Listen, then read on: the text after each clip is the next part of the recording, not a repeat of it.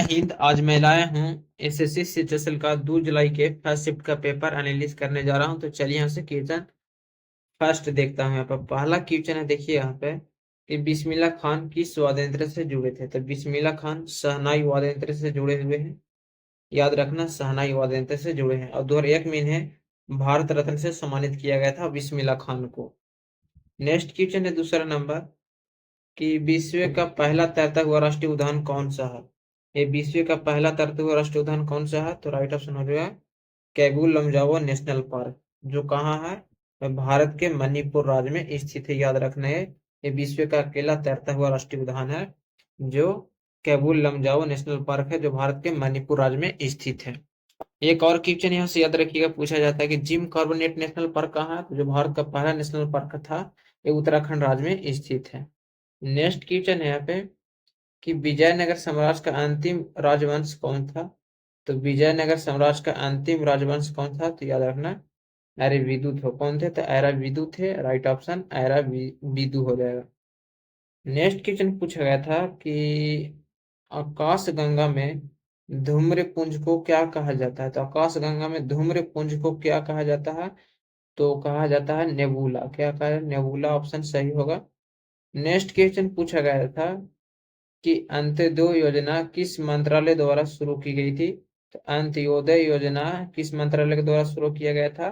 तो right option हो जाएगा मिनिस्ट्री ऑफ रूरल डेवलपमेंट के द्वारा शुरू किया गया था। मिनिस्ट्री ऑफ रूरल डेवलपमेंट के द्वारा शुरू किया गया था अंत्योदय योजना। नेक्स्ट क्वेश्चन था यहाँ पे कि south Asian football championship Bharat किस वर्ष विजेता बना। तो साउथ एशियन फुटबॉल चैंपियनशिप में भारत किस वर्ष विजेता बना था। तो राइट ऑप्शन हो जाएगा 1993 में बना था साउथ एशियन फुटबॉल चैंपियनशिप में भारत बना था। भारत विजेता कब बना था, 1993 में बना था। नेक्स्ट क्वेश्चन पूछा गया था यहाँ पे कि सोमशिला बांध किस नदी पर स्थित है।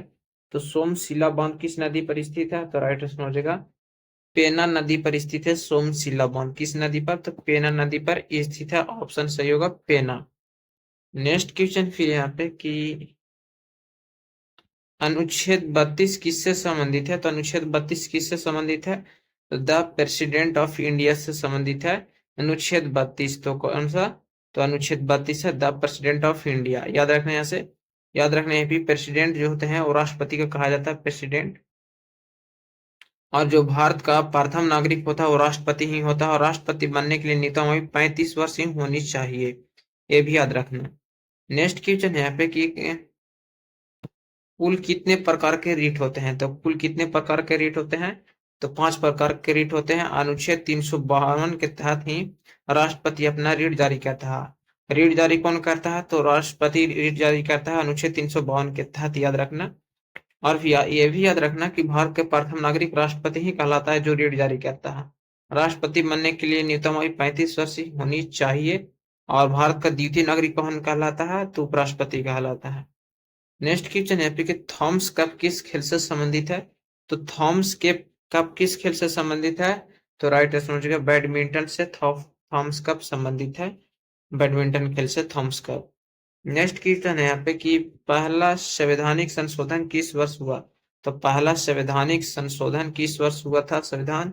तो याद रखना कब हुआ था। तो पहला संवैधानिक संशोधन 1951 में हुआ था, 1951 में हुआ था। तो राइट ऑप्शन हो जाएगा 1951।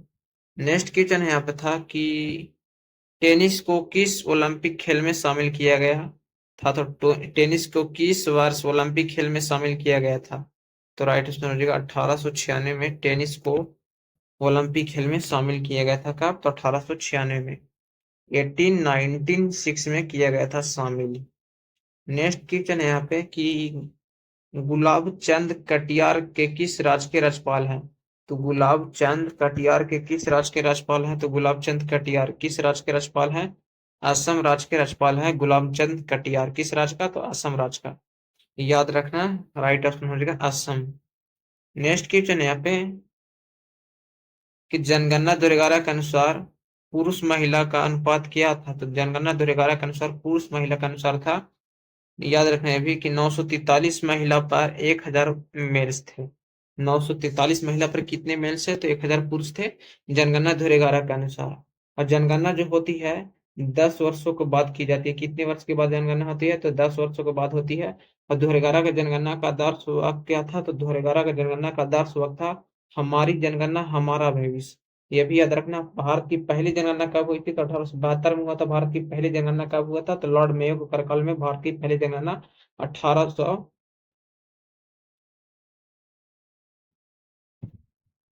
तो भारत की पहली जनगणना कब हुई थी? तो भारत की पहली जनगणना 1872 में किसके कार्यकाल में? तो लॉर्ड मेयो के कार्यकाल में। और भारत की ये पहली आधा अधूरी जनगणना हुई थी 1872 में। अब भारत में देश में नियमित जनगणना कब हुई थी? तो भारत देश की नियमित जनगणना 1881 में हुआ था। लॉर्ड रिपन के कार्यकाल में जो हुआ था नियमित जनगणना। याद रखने भी। और स्वतंत्र भारत की पहली जनगणना जो पूछा जाएगा, स्वतंत्र भारत की पहली जनगणना 1951 में हुआ था। ये भी याद रखना। और जो जनसंख्या का अध्ययन कहलाता है वो डेमोग्राफी कहलाता है। और ये जनगणना का शुभांकर थे कौन थे? तो प्रगणक शिक्षक थे। ये प्रगणन शिक्षक के द्वारा जनगणना किया गया था। और भारत की जनगणना के कमिश्नर कौन थे? तो डब्ल्यू फलाडेन थे 2011 के जनगणना के। और स्वतंत्र भारत के प्रथम जनगणना आयुक्त कौन थे? तो सी आर्य गोपाल स्वामी थे। ये भी याद रखना। जो भारत की पहली बार, ये भी याद रखना, ये भी क्वेश्चन पूछा जाता है कि भारत की पहली बार जातीय आधारित जनगणना कब हुआ था? तो भारत में पहली बार जातीय आधारित जनगणना 1931 में हुआ था। और विश्व जनसंख्या दिवस 11 जुलाई को मनाया जाता है। ये भी याद रखना। जो भारत की कुल साक्षरता दर थी 2011 के जनगणना के अनुसार कितनी थी? तो 73% थी। भारत की कुल जनगणना 2011 के जनगणना के अनुसार 73%। भारत में पुरुष की साक्षरता दर कितनी थी? तो 2011 की जनगणना के अनुसार तो 80.9% थी पुरुष की दर साक्षरता दर। और टोटल थी भारत की कुल साक्षरता दर 73%। और भारत में महिलाओं को कुल साक्षरता दर पूछा जाएगा तो 64.6% हो जाएगा। कितना? तो 64.6% हो जाएगा। याद रखना। और वो में सबसे ज्यादा लिंग अनुपात वाला राज्य कौन था? तो 2011 जनगणना के अनुसार सबसे ज्यादा लिंग अनुपात वाला राज्य केरल था। याद रखने भी। तो 1084 महिला पर थी। याद रखना ये भी। देखते हैं यहाँ पे नेक्स्ट क्वेश्चन था, मैचिंग करने वाला क्वेश्चन था यहाँ पे कि वंदे मातरम और जनगण मन किसने गाया है? ये मैचिंग करना था। तो वंदे मातरम भारत का राष्ट्रीय गीत है और जनगण मन भारत का राष्ट्रीय गान है। जो पहला पंक्ति है जनगण भारत का राष्ट्रीय गीत बंकिम चंद्र चटर्जी के द्वारा लिखा गया। भारत का बंकिम चंद्र चटर्जी चट्टोपाध्याय के द्वारा लिखा गया था भारत का राष्ट्रीय गीत। और जो है जबकि दूसरी जनगण मन किसने लिखा था? तो रविंद्रनाथ टैगोर ने लिखे थे जनगण मन। ये मैचिंग करना था, मिलान करना था। नेक्स्ट क्वेश्चन पूछा गया था कि 2011 की जनगणना के अनुसार 2011 की जनगणना के आंकड़ों के अनुसार किस राज्य में पुरुष और महिलाओं का साक्षरता दर सबसे अधिक अंतर कहाँ है? तो 2011 की जनगणना के अनुसार आंकड़ों के अनुसार किस राज्य में पुरुष और महिलाओं के साक्षरता में सबसे अधिक अंतर था? तो राजस्थान में सर्वाधिक अंतर रहा था। और ये भी याद रखना कि सबसे अधिक साक्षरता वाला दर किस राज्य था? तो भारत में सबसे अधिक साक्षरता वाला राज्य केरल था 2011 के जनगणना के अनुसार। ये याद रखना। 2011 की जनगणना के अनुसार से हर शिफ्ट में एक न एक क्वेश्चन पूछ ही जाता है। और ये भी याद रखें ये भी कि भारत में 2011 की जनगणना के अनुसार सबसे न्यूनतम साक्षरता वाला राज्य कौन था? तो बिहार राज्य था सबसे न्यूनतम साक्षरता वाला राज्य। और केंद्र शासित प्रदेश में पूछा जाएगा कि भारत में न्यूनतम केंद्र शासित जनसंख्या वाला राज्य कौन था? तो लक्षद्वीप हो जाएगा। और लिंग अनुपात अगर साक्षरता दर में न्यूनतम पूछा जाएगा तो हो जाएगा दादरा नगर हवेली। न्यूनतम साक्षरता दर में केंद्र शासित पूछा जाएगा प्रदेश तो दादरा नगर हवेली हो जाएगा। और 2011 की जनगणना के अनुसार राजस्थान में साक्षरता दर 66.11% थी। पुरुष की साक्षरता दर 79.19% थी। और महिला का साक्षरता दर 2011 की जनगणना के अनुसार राजस्थान का कुल साक्षरता दर था 66.11%। पुरुष का जिसमें था 79.19% और महिला का 52.12% थी। देश में साक्षरता दर टोटल कितनी थी? जिसे 74.4% बोला जाता है। लगभग अभी 73% हम जिसे बोल सकते हैं पूर्ण रूप से। और पुरुष के लिए 82.14% थी जिसे हम 80.9% अभी तुरंत जस्ट ही बताए थे। और महिलाओं के लिए 64.6%। एसएससी के द्वारा पूछा गया था। 2011 जनगणना के अनुसार राष्ट्रीय साक्षरता दर कितना था? 64.4% थी। नेक्स्ट क्वेश्चन पे देखिएगा है कि भारतीय राज्यों में केरल में सबसे अधिक साक्षरता दर था जो 93.91% थी। कितना? तो 93.51% थी। और फिर मिजोरम में 91.58% थी। सेकंड पर मिजोरम था। और 2011 के जनगणना के अनुसार राज्यों में बिहार में साक्षरता दर सबसे कम था जो 61.8% थी। बिहार में सबसे अधिक कम साक्षरता वाला रहा था 2011 के जनगणना के अनुसार। सितार और बांसुरी से संबंधित कौन मिलान करता है? मिलान करने के लिए था सितार और बांसुरी से संबंधित कौन है? तो सितार और बांसुरी से संबंधित कौन था? तो सितार और बांसुरी से संबंधित है सितार। पंडित रविशंकर सितार से संबंधित है, याद रखना। पंडित रविशंकर किससे संबंधित? सितार से। शाहिद परवेज खान और बुद्धादित्य मुखर्जी, अनुष्का शंकर, बांसुरी हरिप्रसाद चौरसिया, पन्नालाल घोष, ये सब सितार से संबंधित है। और सितार के जनक कौन है? पंडित रविशंकर ही है। नेक्स्ट क्वेश्चन था यहाँ पे कि पौधों की पत्तियों से वाष्प रूप से पानी का निकासन कहलाता था। पौधों को पत्ती वाष्प रूप से निकालने की प्रक्रिया को वाष्पोत्सर्जन कहा जाता है।